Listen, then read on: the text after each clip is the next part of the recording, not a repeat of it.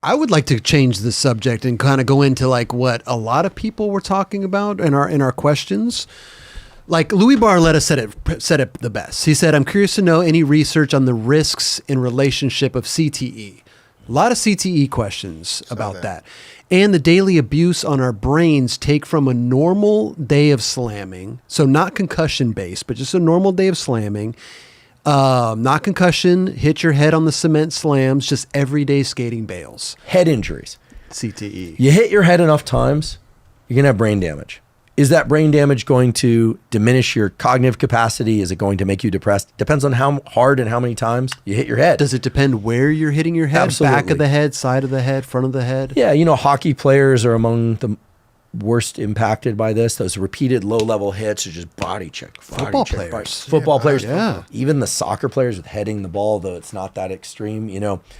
Here's what I think. Skateboarding, falling, rolling, most of the time, street skateboarding not going to be an issue. Now, because I think this is a handrail, like handrail to the dome. Yeah. Like, let's be honest, you probably have some frontal lobe damage. Here's the thing. If you hit your head hard, don't hit it again hard for a very long time. Now, I say that, but skateboarders are like, well, you're basically telling me to quit skateboarding. So trying to hit your head hard. I don't know. Maybe this kid that wears the helmet, maybe he's smarter than everyone, the rest Anderson, of us. bro. Yeah, I don't know. I mean, to me, if you wore a helmet riding street when I was growing up, like you'd catch a lot of ridicule. Sure.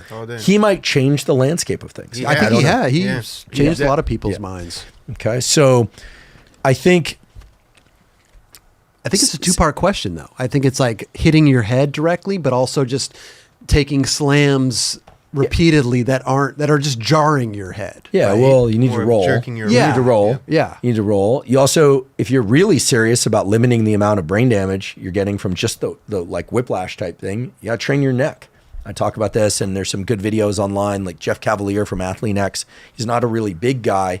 I mean, he's very muscular, very toned, as you would say, but he shows how to train neck. I started training my neck years ago because I kept hurting my neck, falling, and like neck pain. So you can train your neck. I wouldn't do bridges like wrestlers' bridges because you can disrupt the discs and hurt yourself, but you can lie on a bench and use hand-based resistance or a weight wrapped in a towel. Get that neck strong. That's life insurance and brain insurance. But you don't want to hit your head, bam. But you're talking about that kind of whiplash thing. Yeah. You can take a fair amount of that. Yeah. If we were talking about martial arts, you'd say jiu-jitsu way better than boxing because you're not getting hit. But, if you're getting thrown around a lot, there's some whipping around of the brain in there. Jarring. Right. That said, skateboarders are also moving a lot more, so their cardiovascular health is going to be very good compared to people that don't move a lot. So you always have to balance these things, right? We're not talking about the difference between becoming a deep sea free diver or no, in which case I'd say don't do it. It's a very dangerous sport. Or, free soloing El Cap, very dangerous, high risk, high consequence. There's only one guy that should do that, and he probably shouldn't do it anymore because he did it. He's done. Yeah. So, you have to weigh that. If you love your sport, skateboarding, and you're worried about CTE, you have to ask yourself, all right, well, are you going to do some like harm reduction, hazard reduction, and, risk consequence? Like, what are you willing to do for a video part? I mean, those GX1000 guys are risking their life every time. It makes for great entertainment for me. Is that more or less dangerous than, say, I don't know, somebody skating vert? Well, you'd say, well, vert, you can knee slide out, like you knee bail. But the slams are pretty gnarly when they happen. Sure. So it's all a trade-off. Jamie Foy skating a big handrail and getting pitched to the bottom, slamming his head, or side of his face. Yeah. Are there different? I mean, I'm sure there are, but are there different? There's different levels, I would assume, of CTE. Oh yeah, and like how devastating that could be. And there's huge genetic differences in terms of susceptibility to brain damage from just repetitive impact rolling, like whiplash. Some people unaffected, just like some people box for a whole career, and they're not going to get smarter as a consequence, but they get hit, they're all right. How do they figure that out? That's well, crazy. Some people just have more of a susceptibility, and sometimes also, like for instance, the Muhammad Ali thing, the Parkinson's thing, maybe it was genetic predisposition. It might have also been that he caught a hit, and we have what's called the 2-hit model, where, for instance, if you listen to music very loud in your headphones, and then and then 2 days later, you hear a gunshot goes off too close to your ear, you can lose your hearing permanently.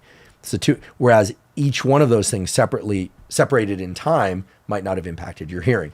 Same thing with brain damage. If you hit your head hard, I highly recommend you take good care of your brain for a little while. Try not to hit your head hard again for a while, a year at least. Make sure your sleep is back on point, etc. And depending on your age and your goals, that might be time to say, hey, listen, I'm going to go, work in the industry and not be that guy who is just, destroying himself. I mean, I think that, you have to be smart about these things. Your brain is the master controller of everything. So, like I grew up in the gnarliest guys were like first Frankie Hill. He was a guy like pushing, He was right? gnarly, yeah. He knew when to get out, went and became an orthodontist, as I recall. And then now he's back skateboarding, Cardiel, it seemed like he could roll or run out of anything. He had the other thing happen, but I mean, he just seemed to just bounce and roll and pop out of everything. So you have to get good at protecting your head. I think that if you've hit your head hard in the last year, you want to be very careful about hitting your head hard again. Also, again, not to sound like a repeating record, but alcohol is going to reduce oxygen uptake by the brain. You're becoming more hypoxic. You don't want to do stupid stuff like, holding your breath for long periods of time, like these stupid things that deprive your brain of oxygen, because that's how you lose neurons. But the CTE of just kind of like regular falls, regular slams, running out of tricks, the occasional head hit, you got a skull, you'll be fine. You'll be fine. If you find yourself slowing considerably or stuttering or not being oriented, assuming you're sleeping right and you're not, consuming outrageous amounts of THC, and that's the reason, well, pay attention to that, because you may have a genetic predisposition to some cognitive decline, and everybody's different. Mm-hmm. I boxed for a short while of about 3 years where I sparred on Wednesday nights. I do not recommend it. I did this in my 30s when I was an assistant professor prior to getting tenure. And I got hit a fair amount, and I hit a few guys a fair amount, and it wasn't worth it. Like, honestly, it wasn't worth it. It just, I wasn't going to have a career in it. I really enjoyed it. There's a lot to be learned from martial arts. I should have picked a martial art where I wasn't getting hit. Mm-hmm. But I loved boxing, so I did it. It's on me. Let's hope I keep my mental faculties as I go on. So CTE, devastating. It's a devastating thing, right? You gotta. Oh yeah. I mean, here's the thing. Once this stuff catches hold, and it can be progressive, right? And there's inflammation of the brain, and people aren't sleeping as much. Then there's more inflammation of the brain. Then people start going, okay, what should I do? Should I do hyperbaric chamber? And should I take turmeric in high levels? And it's like, okay, well, maybe that's going to help a bit, but these things can really start to cascade.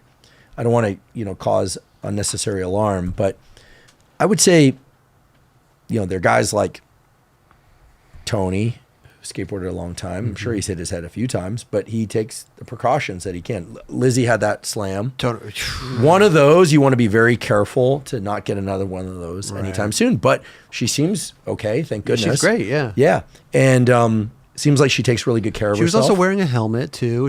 And it was mostly her body, I think, that took the brunt of that. And Tony, the vert skaters, it's almost protocol for the helmet, right? For street skaters, not so much. Also, when you get a good hard head dinger, you don't feel quite right for a few days. And being kind of divorced from your normal self is a very uncomfortable thing. And you can start to kind of question, like you don't feel quite right in the world. And I know this I've had a few concussions in my time. And the answer is very simple. Don't get another one. Stay out of the super hot sauna if you got a hard concussion recently. And, I told Ellis this, Jason Ellis. Mm-hmm. I was like, a few years back, I'm like, you're doing the stunt thing, you're skateboarding, and you're fighting. Enough. Enough. I was kind of I'm not going to try and dad Ellis, but I was like, listen, enough. Like, pick one. Just pick one. So he picked skateboarding. I think that was a really good choice. There's no reason for him to be jumping through like rings of flames, and plus the thing. And then I also told him, and he's been very open about this, no more kratom, dude. No, just stop. And he stopped. He quit. Ellis has really powerful self-discipline when he wants to. And now he does comedy. Right. That's great. Well, at least he's not hitting his head. Totally. So We love you, Jason. You're a little outrageous for sometimes. Like some of your routines, I was just like, really?